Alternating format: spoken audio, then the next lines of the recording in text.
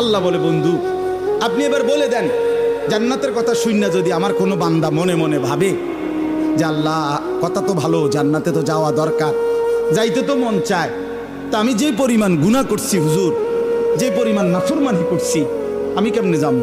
আমার তো গুনাহ অনেক বেশি। তা আল্লাহ বলেন, নাব্বি ইবাদি আন্নী আনাল গফুরুর রহিম।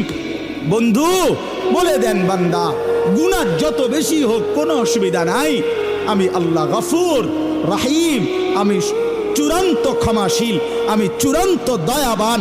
আসমান পর্যন্ত যদি গুনাহ পৌঁছে যায়, কসম আল্লাহর আমি ওয়াদা দিলাম মাফ করে দেব। শুধু গুনাহ ছেড়ে দাও, আমার কাছে ফিরে আসো, চোখের পানি ফেলে মাফ চাও, আর করবা না, ওয়াদা দাও আমি 90 বছরের গুনাহ একসাথে মাফ করে দেব। মাফ করে দেব, তোমার জন্যই তো বানাইছিলাম জান্নাত বান্দা, আমি রাখতে দিয়ে লাভ কি, আমি তো দিতেই চাই।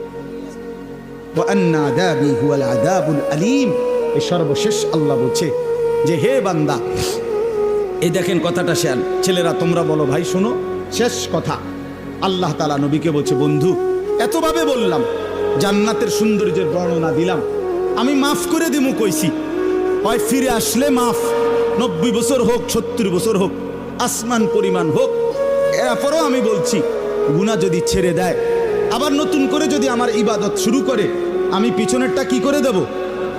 এরপরেও যদি কেউ গাদ্দারি করে, গাদ্দারামি করে, আল্লাহ বলে আমার কথা পাত্তা না দেয়, তো আপনি তারে বলে দিয়েন আন্না আযাবি হুয়াল আযাবুল আলীম।